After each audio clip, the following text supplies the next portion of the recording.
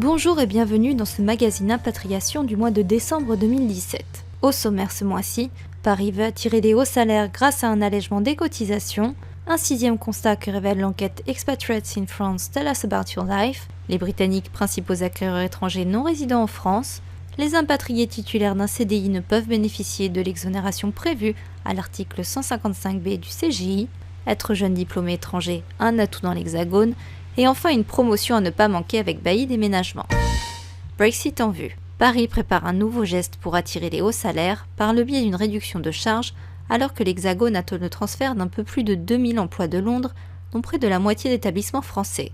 L'objectif, rendre Paris aussi compétitif que Francfort avant le déclenchement du Brexit en mars 2019 et espérer attirer davantage de banquiers dans le contexte du Brexit. Malgré les incertitudes liées au contexte politique outre-Rhin, l'Allemagne tire toutefois parti du plafonnement des charges sociales. L'écart de coût pour l'employeur peut en effet facilement atteindre le quadruple entre Paris et Francfort, voire 15 fois supérieur pour les salaires les plus élevés. Le projet à l'étude du ministère de l'Économie et des Finances vise donc à instaurer un régime similaire au régime allemand de plafonnement. Sa durée devrait toutefois être circonscrite et sera plus courte que le régime de 8 ans des impatriés. Un nouveau constat que nous révèlent les résultats de la 5e enquête parrainée par la société de banque et d'expansion Expatriates in France Tell Us About Your Life. 56% des impatriés prévoient de rester en France pour une période de 10 ans voire plus, contre 62% en 2014. Une légère baisse donc qui se répercute sur le court terme. En effet, alors qu'en 2014, 25% des impatriés prévoyaient de rester entre 2 et 3 ans dans l'Hexagone, ils sont 28% en 2016. Pour le reste, seul 1% des impatriés envisagent de rester en France entre 3 et 5 ans et 4% moins d'un an. On le voit ici, le statut des impatriés, qui sont de plus en plus indépendants, créateurs d'entreprises, commerçants et professions libérales, influe sur la durée des séjours, qui ne sont plus impactés par la durée de la mission. Ainsi, quand on est impatrié, on s'investit à 100% et la durée prévue du séjour est magitairement de plus de 10 ans. Pour en savoir plus sur le sujet, consultez les résultats accessibles sur expatriates-in-france.com. Les Britanniques principaux acquéreurs étrangers non résidents en France? Selon une étude des notaires de France publiée le 19 décembre, les Anglais à 32%, suivis par les Italiens et les Belges, ont été les plus présents sur le marché immobilier ancien en France de 2006 à 2016, représentant près de 60% des ventes à des étrangers non résidents. Les Britanniques sont les plus représentés dans toutes les zones, à l'exception du nord-est, de la Provence-Côte d'Azur-Corse et de l'Île-de-France. À noter également, ils achètent davantage de biens plus chers, respectivement 40 et 30% de maisons anciennes, en majorité de 6 pièces et plus.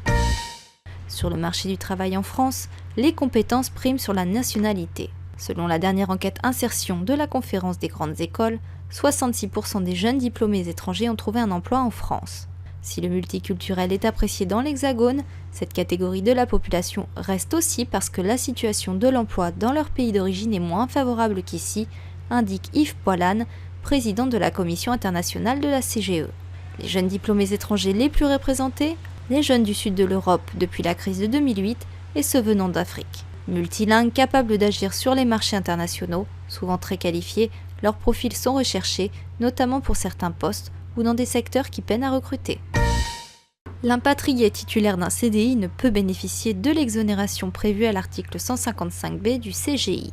C'est ce qu'a stipulé la Cour administrative d'appel de Versailles par un arrêt du 21 novembre 2017 à un plaignant qui avait demandé la réduction des cotisations d'impôt sur le revenu auquel il a été assujetti en 2010 et 2011 sur le bénéfice de l'évaluation forfaitaire de l'avantage en nature de logement mis à sa disposition dans le cadre des fonctions de dirigeant qu'il exerçait pour la société.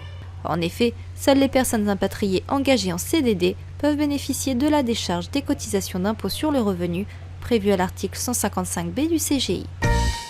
Enfin, profitez d'une promotion offerte par la maison Bailly Déménagement si vous déménagez avant le 31 décembre 2017. En effet, vous bénéficierez d'une remise de 10% en indiquant le code promo #Facebook10. Pour plus d'informations sur Bailly Déménagement, rendez-vous sur www.déménagement-bailly.com. Merci de nous avoir suivis et rendez-vous l'année prochaine. D'ici là, toute l'équipe de France Monde 21.tv vous souhaite d'excellentes fêtes de fin d'année.